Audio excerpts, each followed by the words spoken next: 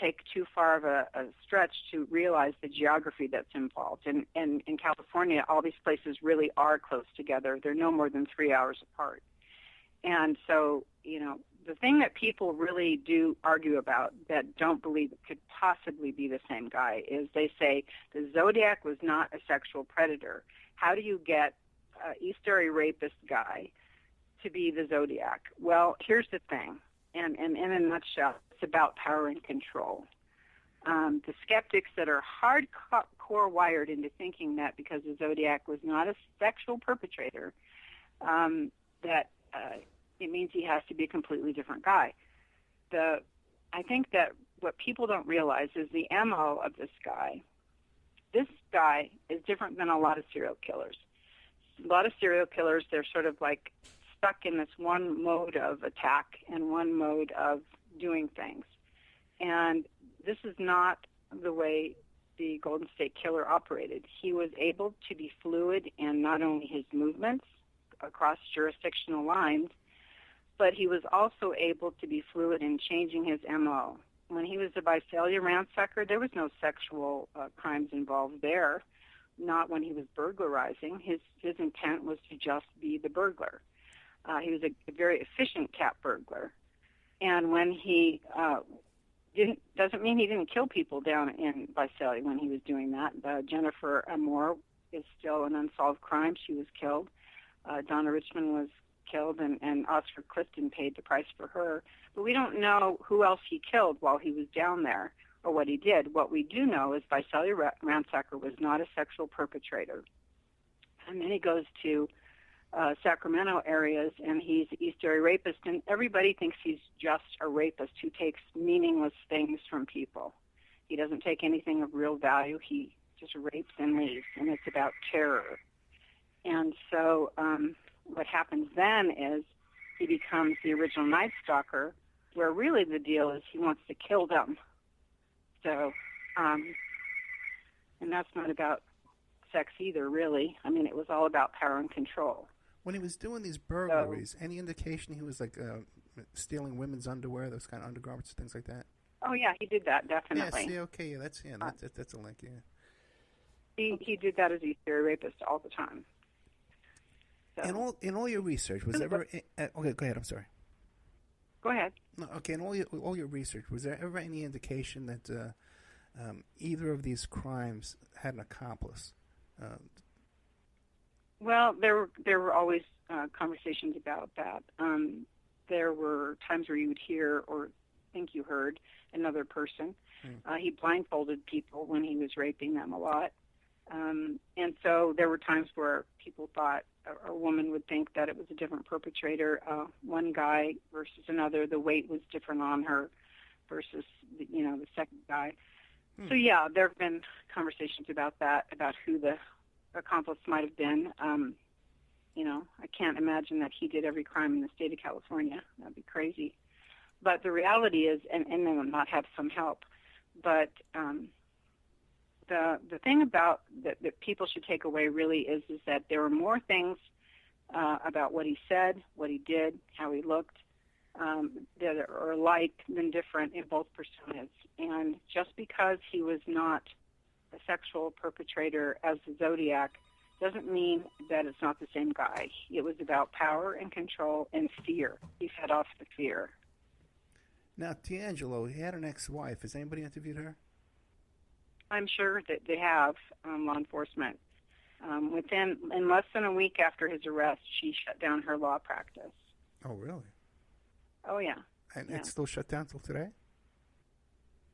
I don't know what she's up to today, but I know that on the 4th of May, I believe it was, it shows in the records that her law practice was shut or became empty. She was out of there very quickly. Well, that's interesting. So yeah, we're pretty much out of time. What do you want to leave us with? If you want to sum up this case in your books and stuff.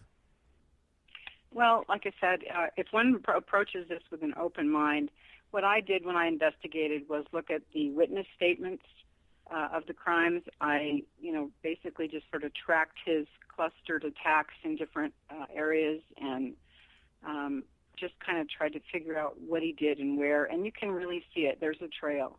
And if you have an open mind and you read about it, you can see the connections. You can see why. I'm not the only one who thinks that this is the same guy. I called a detective, and he said, well, you're not the only one who's thought of this. And I said, yep, I imagine not. And he said, well, you have to have evidence. And then I started to tell him about it.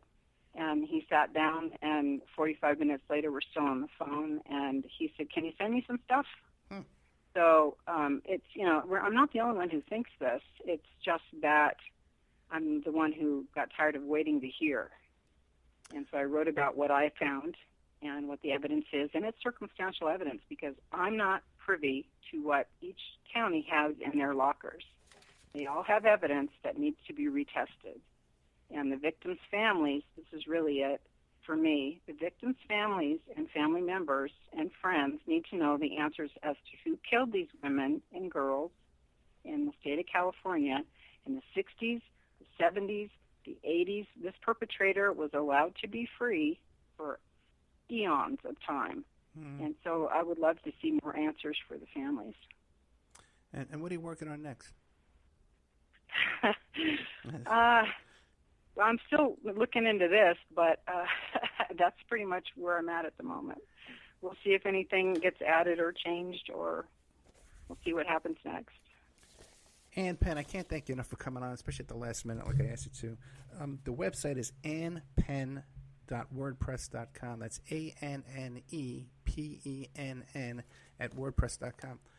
Whole bunch of books here on Amazon.com. You could find Murder on His Mind, the case of the original Night Stalker, a.k.a.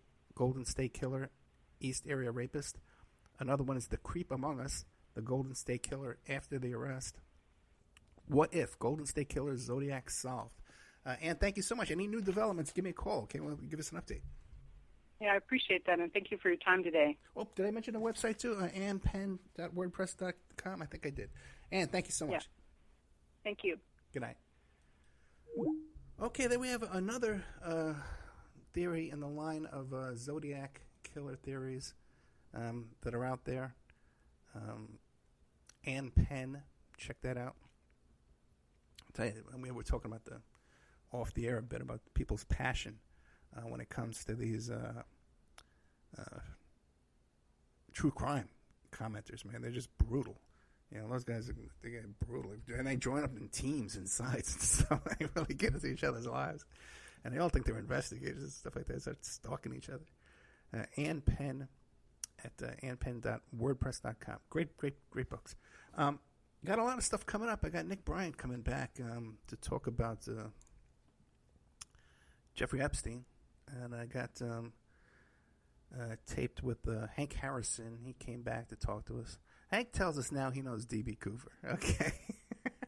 All right. I got to love Hank, man. But now he tells us he knows D.B. Cooper. I tell you, Hank had a stroke, okay, but he sounds good. He says he lost 70 pounds. If that's true, I'd love to believe that. When you talk about Hank, you got to say, well, that's true. You know what I mean? Maybe the 70 pounds he lost was D.B. Cooper's parachute. Oh, boy. So that's coming up. Hank's book, Love Kills, the Assassination of Kurt Cobain. Tape with some other guys this week. I got some really good stuff in the can. Some real stuff. Let me see if I can pull it up real fast. We only got a few minutes here before we're going to hit the end of our show. Let's see. 1 second. Everything's loading so slow. May never get to it. Okay.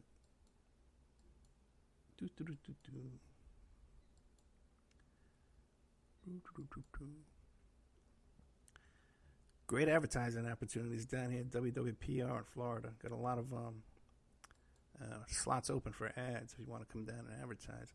Let's see. That's the wrong place. Anyway, good content coming up for sure. And I'm uploading some videos to the members section and an interview I did with this gentleman who was basically kept in slave labor working for this cult in Arizona. Thank you so much.